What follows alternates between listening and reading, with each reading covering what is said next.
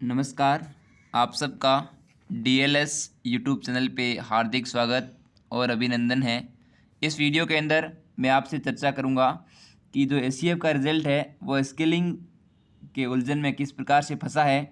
जैसा कि हमें पता चला कि आरपीसी ने जो कमेटी बिठा के जो ऑब्जेक्शन आए थे उनका सॉल्यूशन करवा लिया है और उसके बाद अब आरपीसी स्केलिंग के इस फॉर्मूले के अंदर उलझ गई हैं। तो इस वीडियो के अंदर मैं बताऊंगा कि आरपीसी कौन सा फार्मूला इस टाइम अडेप्ट कर रही है, आरपीसी स्केलिंग के लिए कौन सा स्टैंडर्ड फार्मूला अपनाने जा रही है। तो आप देख सकते हैं कि स्केलिंग के प्रोसेस के अंदर हालांकि ऐसा बताया जा रहा है कि जो ऑब्जेक्शन आए थे उनकी हो गई है, प्रूफ रीडिंग हो गई है, उसके बाद ऑब्जेक्शन के बाद फाइनल आंसर की लगभग बन चुकी है। तो अब स्केलिंग के मामले में ही सब कुछ चल रहा है। तो आप देख सकते हैं कि स्केलिंग का कौन सा फार्मूला है जो आरपीसी के द्वारा अभी इस टाइम अडेप्ट किया जा रहा है। अब देखो इसके अंदर आपने देखा है कि इस स्केलिंग के फॉर्मूले के तहत आप देख सकते हो कि अपने मार्क्स यहाँ लिख रखा है, योर मार्क्स, अपने मार्क्स क्या होंगे इस फॉर्मूले के अंदर सेट किए जाएंगे एम प्लस कोष्टक एक्स माइनस एम अपॉन कोष्टक 1 multiply capital S upon small S. इसमें आप देख सकते हो कि किन बातों का क्या क्या महत्व है। ये एम है, उसका मतलब है कि टोटल ऑल ओवर सब्जेक्ट का जो एवरेज है वह कितना है, ऑल ओवर मीन आ जाएगा। एम का मतलब ऑल ओवर मीन है। इसके बाद इस एक्स का मतलब है अपने रो मार्क्स कितने हैं उस सब्जेक्ट के अंदर, और इस एम का मतलब है कि अपने उस सब्जेक्ट विशेष के अंदर कितने एवरेज स्कोर रहा, और इस एस का मतलब है ओवरऑल सब्जेक्ट का स्टैंडर्ड डेविएशन क्या है, और इस स्मॉल एस का मतलब है अपने पर्टिकुलर सब्जेक्ट जो अपना सब्जेक्ट है उसका स्टैंडर्ड डेविएशन कितना है। तो आप इस प्रकार से देख सकते हो इस फॉर्मूले के तहत कि किस प्रकार से अपन इसको यूज कर सकते हैं और इसमें किस प्रकार से अपन देख सकते हैं कि इसमें किन बातों का महत्व है। जहाँ तक मुझे लगता है कि इस पूरे फॉर्मूले के अंदर दो चीज़ों का बहुत ही इम्पोर्टेंट रोल रहने वाला है। एक बात यह है कि आपके सब्जेक्ट का एवरेज मार्क्स क्या आ रहा है, दूसरा बात यह है कि आपकी सब्जेक्ट का स्टैंडर्ड डेविएशन क्या आ रहा है। क्योंकि जब अपन किसी भी सब्जेक्ट के मार्क्स को या किसी भी चीज़ से डिवाइड करते हैं, किसी भी नंबर को डिवाइड करते हैं, ये नंबर अगर एक से बड़ा आता है स्टैंडर्ड डेविएशन, तो किसी सब्जेक्ट का स्टैंडर्ड डेविएशन जब एक से अधिक आएगा तो हो सकता है उस सब्जेक्ट में ज़्यादा ही लॉस हो, और जिस जहाँ किसी सब्जेक्ट विशेष का स्टैंडर्ड डेविएशन एक से कम रहेगा उस सब्जेक्ट वालों को फ़ायदा होने वाला है।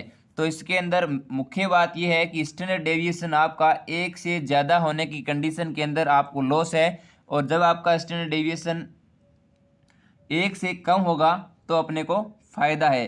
क्योंकि एक से ज़्यादा अगर स्टैंडर्ड डेविएशन हो गया किसी सब्जेक्ट का, माना कि 1.9 हो गया, तो उस कंडीशन के अंदर आप ये सोचो, मैं आपको बताऊं कि किसी एग्जांपल के थ्रू अगर अपन समझें कि किसी विशेष सब्जेक्ट के अंदर किसी विद्यार्थी को ऑल ओवर सब्जेक्ट का अपन अगर बात करें कि ऑल ओवर सब्जेक्ट का एवरेज कितना है, एक बार के लिए 110 अपन मान ले। उसके बाद मैं बात करूं आपसे कि यहाँ किसी विशेष स्टूडेंट को किसी पर्टिकुलर सब्जेक्ट के अंदर माना कि 170 नंबर आए थे और उस सब्जेक्ट का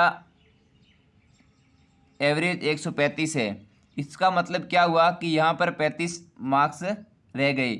अगर मैं उसको डिवाइड करूँ, पहले मल्टीप्लाई करूँगा, अगर मैं उसको मल्टीप्लाई करूँ, किससे मल्टीप्लाई करूँगा, जो स्टैंडर्ड डेविएशन होगा ऑल सब्जेक्ट का उससे। माना कि ये स्टैंडर्ड डेविएशन किसी भी रूप में कितना भी आ गया हो, जैसे माना कि ये 1 आ गया हो, अब इसको मैं अगर डिवाइड करूं पर्टिकुलर सब्जेक्ट के स्टैंडर्ड डेविएशन से, ये 35 है और यहाँ पर 1 से कोई फ़र्क नहीं पड़ेगा, ये 35 ही रहेगा। अगर मैंने अब इसको डिवाइड कर दिया है सब्जेक्ट के स्टैंडर्ड डेविएशन से, अगर ये स्टैंडर्ड डेविएशन 1.5 है तो इसका मतलब क्या हुआ कि ये मार्क्स लगभग इतने आ जाएंगे, आप सोच लो 25 के आसपास आ जाएंगे।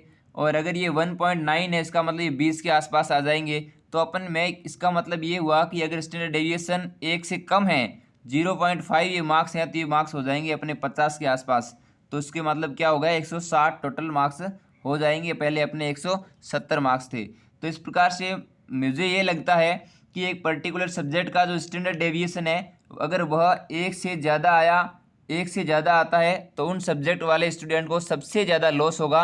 और किसी सब्जेक्ट का स्टैंडर्ड डेविएशन जब 1 से कम आएगा, या फिर 1 से ज़्यादा का मतलब लगभग 1.9, 1.6, 1.8 इस टाइप से, और 1 से कम का मतलब 0.8 इस टाइप से अगर स्टैंडर्ड डेविएशन। अब बात यह है कि स्टैंडर्ड डेविएशन जो होता है उनके अंदर किस बात का महत्व है, स्टैंडर्ड डेविएशन किस कंडीशन के अंदर ज़्यादा आता है। तो पहली बात तो ये है कि एक एवरेज पेपर या मार्क्स की वजह से आता है स्टैंडर्ड डेविएशन के अंदर। दूसरी चीज़ क्या है, टोटल नंबर ऑफ स्टूडेंट की संख्या क्या है। जिस सब्जेक्ट के अंदर ज़्यादा स्टूडेंट बैठे हैं तो उस सब्जेक्ट का स्टैंडर्ड डेविएशन भी कम आएगा और उस सब्जेक्ट का टोटल एवरेज भी कम आएगा। तो इस हिसाब से जो भी सब्जेक्ट है जिसके अंदर स्टूडेंट की संख्या बहुत ही ज़्यादा है, और तो उस सब्जेक्ट का अपना पता है कि एवरेज जो है एवरेज भी कम आएगा, और उस सब्जेक्ट विशेष का जो स्टैंडर्ड डेविएशन है स्मॉल एस वो भी कम आएगा, और सब्जेक्ट का स्मॉल एम भी कम आएगा। तो उस कंडीशन के अंदर ज़्यादा स्टूडेंट वाली सब्जेक्ट में स्केलिंग का बहुत ज़्यादा बड़ा फ़र्क नहीं पड़ेगा।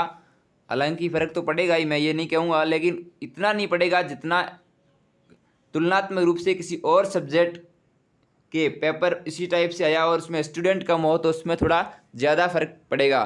तो इस टाइप से कंक्लूड फॉर्म के अंदर यही है, मैं यही कहना चाहूँगा एक लाइन के अंदर कि आप लोग सब लोग परेशान ना होए। स्केलिंग का काम एक बहुत ही एक्सक्लूसिव फार्मूले के माध्यम से होगा। इसके अंदर किसी भी व्यक्ति को लॉस की कोई संभावना नहीं है, क्योंकि ये फार्मूला इतना व्यापक है, इसके अंदर किसी भी व्यक्ति को किसी भी प्रकार से नुकसान हो ही नहीं सकता। इतना व्यापक फार्मूला है जिसके अंदर ऑल ओवर मार्क्स भी शामिल किए गए हैं, आपकी रो मार्क्स भी हैं, पर्टिकुलर सब्जेक्ट का एवरेज भी है, ऑल ओवर स्टैंडर्ड डेविएशन भी है, आपकी सब्जेक्ट का स्टैंडर्ड डेविएशन भी है। तो इस प्रकार से इतना सुलझा हुआ फार्मूला है कि इसके अंदर किसी भी प्रकार की गड़बड़ी की कोई संभावना नहीं है। अब नंबर ऊपर अप डाउन हो सकते हैं क्योंकि वह तो पेपर के मुताबिक होंगे। अगर इजी पेपर आया है तो ऑब्वियसली पेपर क्यों नंबर आए हैं तभी तो माइनस होंगे। अगले वाला एग्जामिनर या फिर आरपीसी तभी तो अपने नंबर माइनस कर रही है जब किसी सब्जेक्ट में नंबर आए हैं। अगर ये नंबर आए ही नहीं है तो फिर किस कंडीशन में माइनस किए नहीं जा सकते। तो इसका मतलब ये है कि ये फॉर्मूला बहुत ही व्यापक है, इसके अंदर किसी को लॉस नहीं होने वाला है जो फार्मूले के अंदर चीज़ें बैठ, क्योंकि इसके अंदर सारी चीज़ें शामिल कर दी गई है। सब्जेक्ट का standard, all over standard, subject का एवरेज, उसके अलावा आपने देखा कि all over standard deviation, subject का स्टैंडर्ड डेविएशन, तो सारी चीज़ें मिक्स हो गई। अब ये बात है कि स्टैंडर्ड डेविएशन मोर देन 1 होगा या फिर 1 से ज़्यादा 2 के करीब होगा तो सब्जेक्ट वालों को सबसे ज़्यादा लॉस होगा, और स्टैंडर्ड डेविएशन अगर किसी विशेष सब्जेक्ट का 1 से कम रह गया तो सब्जेक्ट वालों को फ़ायदा होगा। इसके अलावा अपन कुछ भी नहीं कह सकते भाई किस सब्जेक्ट में कितना कितना क्या होगा, किस में कितना माइनस होगा, किस में कितना प्लस होगा। ये तो 4-5 मार्क्स ऊपर नीचे भी हो सकते हैं। तो ये मेरा छोटा सा एक वीडियो था, क्योंकि लोग पूछ रहे थे स्केलिंग कितने बढ़ेंगे कितने कम होंगे, तो ये किसी को नहीं पता। बस ये अपन ध्यान रखें, ये फॉर्मूला है आरपीसी का और उसके अंदर ये चीज़ें मायने रखती है। 2 चीज़ों का इंपॉर्टेंट रोल है, आपकी सब्जेक्ट का एवरेज, आपके रो मार्क्स और स्टैंडर्ड डेविएशन। अब स्टैंडर्ड डेविएशन वेरी करता है नंबर ऑफ स्टूडेंट पे और सब्जेक्ट के अंदर आए हुए मार्क्स पे। तो अगर किसी सब्जेक्ट विशेष के अंदर कैपिटल एन जितना लार्ज होगा, जितना बड़ा होगा, स्टैंडर्ड डेविएशन उतना ही कम आएगा, क्योंकि एन से वो डिवाइड होता है।